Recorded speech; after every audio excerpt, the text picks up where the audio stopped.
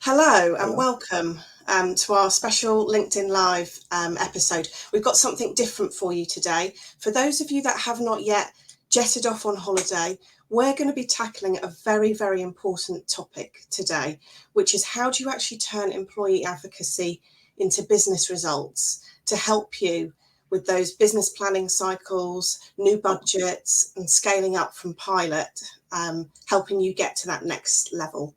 So absolutely delighted to be joined by our very own Andy and Felipe. Could you please just both introduce yourselves to the audience? Yeah, hi, Andy Norman here. Pleased to be with you today. Great to see you all there. I'm actually the managing director of Tribal. I've worked in a lot of professional services companies over my career and delighted to be working with the Tribal team here to really advocate for employee advocacy and how that can help organizations augment and transform their businesses. Right, and I'm Felipe Torres. I'm really excited. It's my first LinkedIn Live. I've been working for Tribal for about 6 years. I'm helping customers to find the best solutions for them when it comes to activating their employees in social media, whether that's social selling, employee advocacy, activating the leaders or a combination of all of the above. So I'm really excited to discuss about business metrics and how to really evaluate how this can bring business impact. Fantastic. I've got some questions to ask both of you, and if anyone has got any comments, please just pop them in the box and we'll do our best to answer. We've got 30 minutes today, keeping it a little bit shorter, and I'm just going to share a couple of slides with you now and then ask some questions. So firstly, Felipe, could you explain the process of scaling employee advocacy and this analogy that we've now got to help explain the process? It's really interesting, Donna, because what we have seen in the last 6 years is how the industry as a whole has matured when it comes to your employees being in social media. The pandemic has really accelerated this, right? There's remote working, there's the enterprises using social media to stay in touch with their employees or attracting new talent as well. Even if you don't have a program, chances are that your employees are already active. So the way that we love an analogy here at Tribal. So what we use here is the mountain analogy, which is when you're thinking about the employees that you have in your organization, you think about this challenge of activating them and making sure that you stay engaged as a mountain. So some people on the mountain, they go and they find their own way. So they find their own path. These are your trailblazers, right? People that they self-learn, they self-educate, and they have the motivation to find the best path. You also have those that will go in groups, so people that need to work alongside other groups. So sometimes salespeople will work together to join, to focus on a specific account that they want to grow, or to focus on a specific challenge that they have as well. And then what you have is sometimes people going the wrong way, right? They don't have the right equipment, they don't have the right education, and maybe they are oversharing or overposting as well.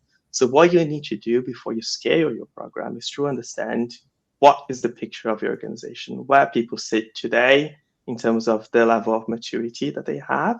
And then this will provide you with the information that you need so that you understand what is the enablement that you need to put in place, what are the tools that you need to put in place, and what is the reporting setup that you need to have as well so that you make sure that you are measuring the impact of the program that you have in place. That's a great analogy. So yeah, hopefully, and not everyone's going to get to the top, are they? You know, some people are going to take a different path, as you said. So Andy, could you just share with us some best practices for how we integrate advocacy into the broader business strategy?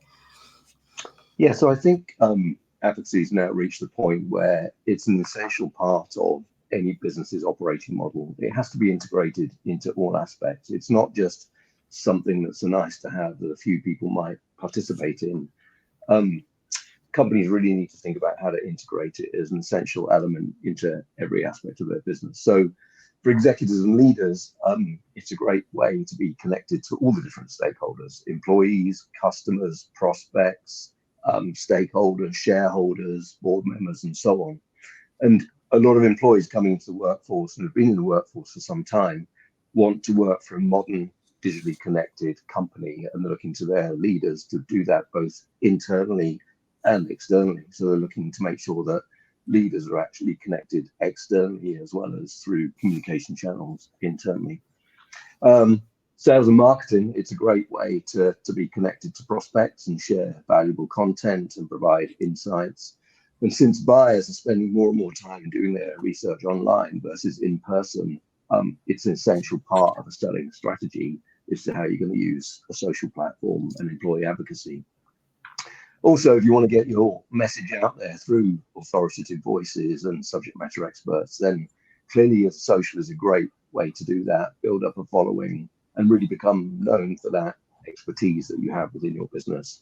And finally, having employees sharing authentic and interesting stories, and we talk about people before logos, is a great way to create a vibrant culture. It's a great way to create a company that people want to stay and work for, and then to attract talent. And of course, this ultimately has an impact on all kinds of business metrics. So when you're selling, it can reduce sales cycles, increase pipeline, increase average deal sizes.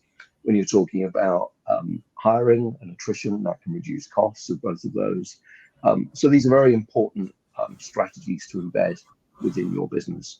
And I think also when you talk about employees, networking is a key skill. I was talking to a chief people officer yesterday of a $3 billion company, and she said it was very insightful. And she said one of the best skills that someone can learn is networking, and so both for use internally and externally. And so what better platform to use than some social platform, LinkedIn as a good example. So it's no longer a nice to have, it's no longer a cute idea. It has to be built into the operating model of every business. Perfect, thank you. Now we're going to get into the nitty gritty of metrics, and it's a really common question, actually, isn't it? Something we're asked all the time. How do we track? How do we prove the ROI? So can we just talk about the leading and lagging indicators and what these mean and how we use them to monitor the programs that people have got? Who would like to go first? Yeah, those are some of the good questions about when it comes to marketing, right? Return on investment and metrics, and being able to give the right attribution to the campaigns or the effort that you're putting into this. So when it comes to leading indicators, those are some of the indicators, some of the first movements that you start seeing once you have a healthy program in place. So for example, you're able to see that the percentage of users that you have that are active on social media, and employees are active on social media, it gets to be higher than it was before. That continues to grow on a healthy rate. You get to see that people start posting a little bit more as well. You get to see that their networks get stronger. You get to see that the SSI score, which is how LinkedIn assesses how active they are in the platform and how much of a contributor they are to the platform, this starts to increase as well. So once you start seeing some of those indicators, that gets to tell the story that you have a healthy program in place, that your subject matter experts, they are quite active, they're sharing their expertise, they have strong networks, like Andy was saying, which is imperative today, but also that they are sharing that content in a way that feels relevant for the networks, and that continues to grow. So that percentage of active employees will never reach 100%. It will always continue to grow because this is where the industry is heading, and into social media is being so embedded into what we do today.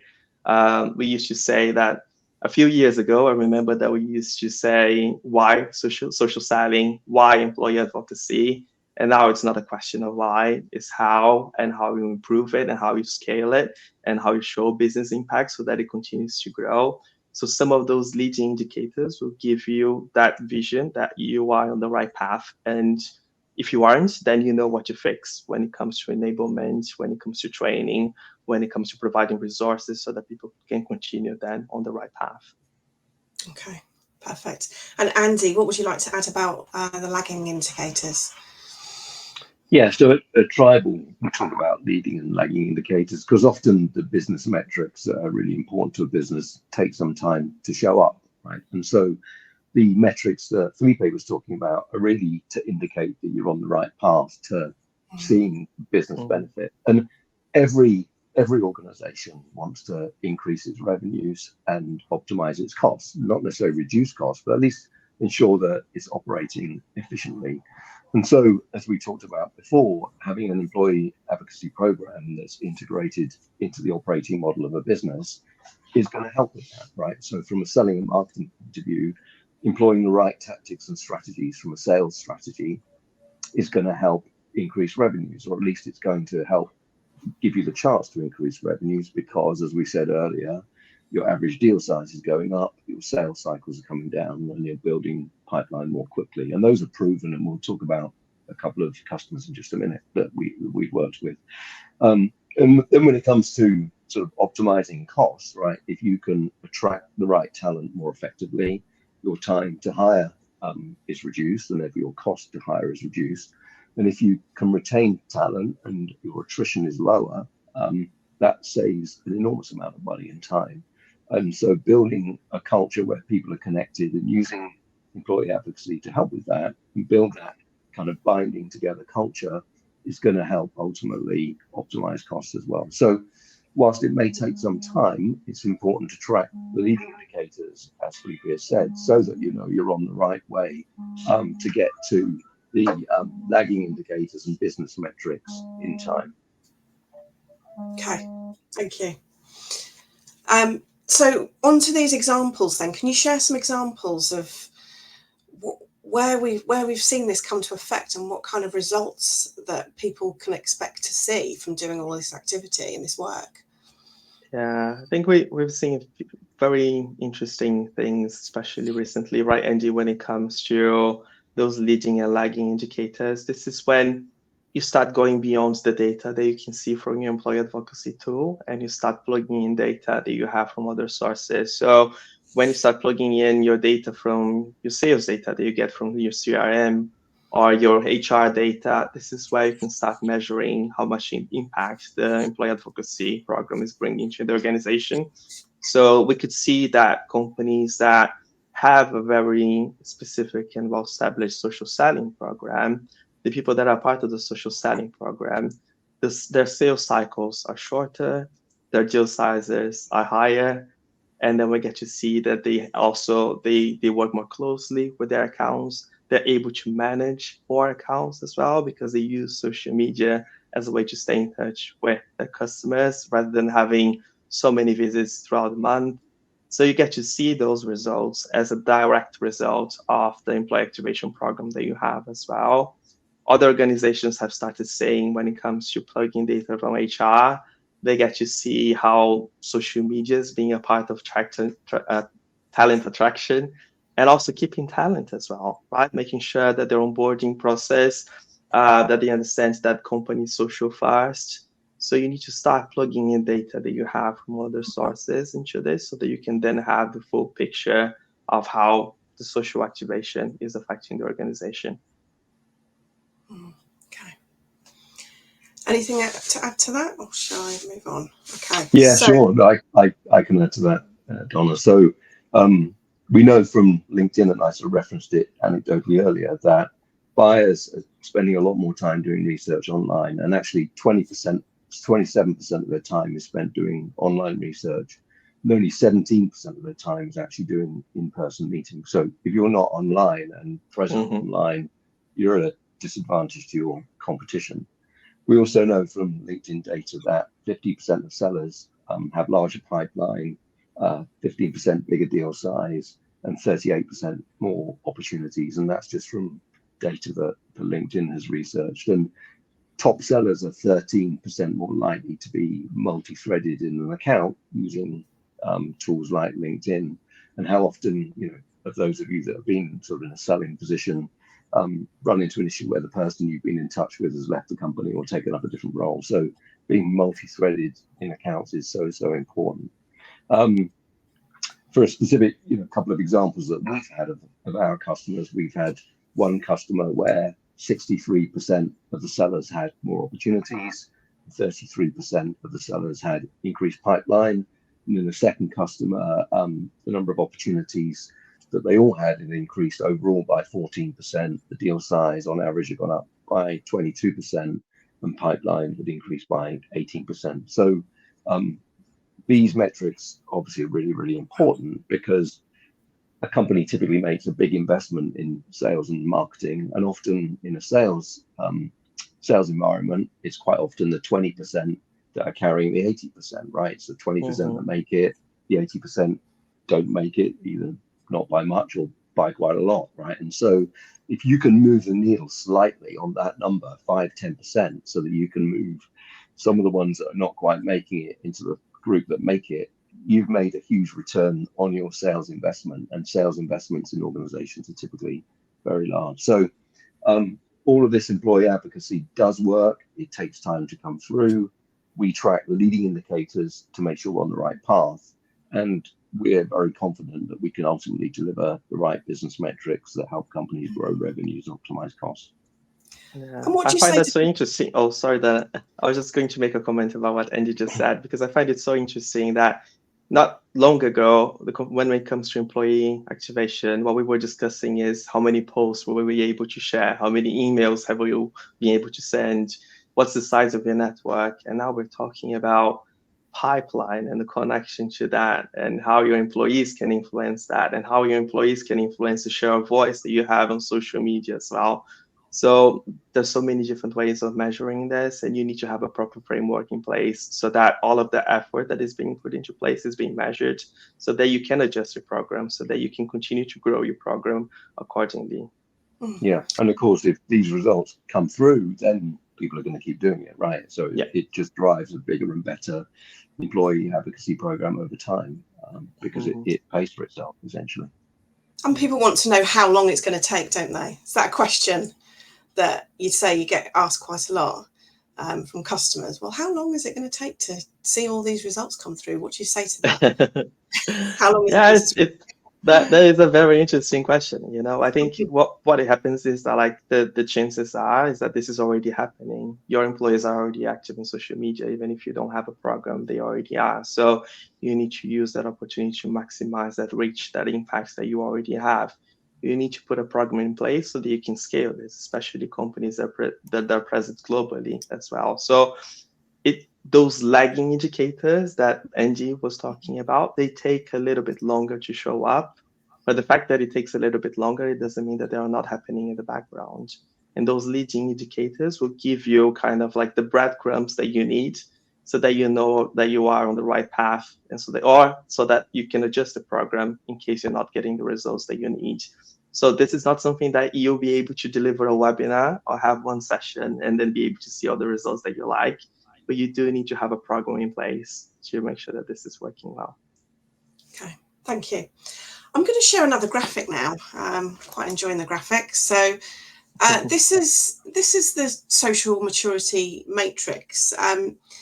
Felipe, could you explain this, please? And as a way for empowering people, employees, to become trusted advisors, but also how it helps a business map and take them through the process of becoming more active on social. Yeah, so we talked about the mountain, right? So the mountain is really useful for a program manager to understand where the employees are today and what kind of enablement and what kind of resources they need. But we need to bear in mind that not everyone will become an influencer, and they don't have to be as well. What we want to do is to increase the level of confidence that they have on becoming more active on social media and sharing their expertise. And that's going to mean different things for different people, and people will have different motivations as well. It's important for us to bear in mind that we're talking about business metrics and the impact for the organization, but we also need to highlight what's in it for them, right? We need to tap into their personal motivations, into their career motivations, and how social media can be a place for them to continue their career paths and continue to grow and continue to learn the things that are important for their expertise. So this matrix really helps you to understand where people are today in terms of their level of activity and the level of network as well. So of course, the bigger the network that you have, the higher the reach that you have on platforms like LinkedIn or X, which is very important today when you're posting content. You want to make sure that your post can reach as many people as you can and make sure that these people are relevant as well. When it comes to social activity, it's important for you to always be seen on social media. Of course, you don't want to overpost, but you need to find the right level of activity in social media. That includes not only posting, but liking content from other people as well, and engaging with content from your competitors, from your prospects, from your peers, from your colleagues. So based on these two levels of activity that you have, we can then put people into the boxes, right? And then that can be different things. Then we have different traits for each of these boxes. So for example, someone can be a networker. So they have a decent size network and they have a decent size level of social activity. So we can work with this person so that they get more comfortable with sharing more. Or maybe they are already sharing enough content. They're not lacking content from their peers and their customers and prospects. So this is what you work with them on a coaching basis, on a training basis, to make sure that those behaviors and those traits are then understood by this person, and they can embed that into the day-to-day activities. For a program manager, what you want to be able to see is how all of your employees are on this matrix, right? And then you get to see the percentages. How many people do I have today in my organization that are inactive? How many people do I have that are my thought leaders and my influencers? Those ones that are kind of like on your right column, those are your superstars, right? Those are the ones that have high level activity, that have good networks, and then you just need to basically tweak what they're doing today so that they are on the right path. But those ones that are on the first column, this is why they need more training. They need more support. They need something that is available on demand for them at the time of need. So this could be a combination of webinars, e-learning, resources, guides, one-page guides.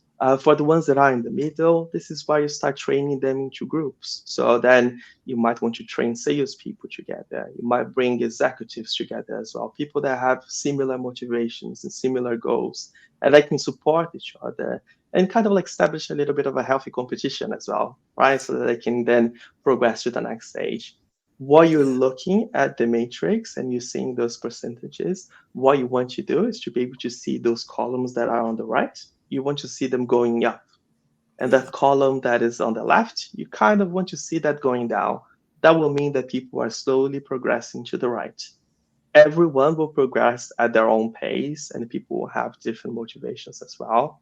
What you want to make sure that you have is that you're providing the right level of enablement for the right level of maturity based on what people want to get from social media. And that will change based on different traits and also the different motivations that they have. Thank you. And Andy, I think you'd agree that this is a great way of sort of helping to take the program and sell it into the business further. Could you just expand on some advice really for helping people get from the pilot stage? Yeah, so we'll typically look at this matrix, do some analysis and find out the people that are actually doing some things well, not everything perfectly, obviously, but doing some things well. And they're typically the enthusiastic ones. And so we'll take a group of enthusiasts or a group of participators or even thought leaders and work with them. And they then have got the enthusiasm for it. Typically, we then see improvement in results as a result of working with that group. And it could be executives, it could be sellers, whatever. And then having taken that group, they then often are the catalyst for others to want to join in their success, particularly on the sales side, right? If you see some people that are doing things well and that's contributing to their personal success, then often the rest of the team will want to join in and find out how they too can become better and improve their performance as well. So take a group that are doing some things well, that are enthusiastic, that want to do this, and use them as the sort of shining beacon for the rest of the groups and cohorts. And then they can expect to see those fantastic stats, 38% more opportunities you quoted. I mean, You can't argue with that, can you? Exactly. Yeah, and it's really interesting that it's very important to resist the temptation to just nominate someone to the program based on their job title or the seniority level. What you want to do is to pick people that already they have a little bit of a social media appetite, that they have already started, and then you help them progress.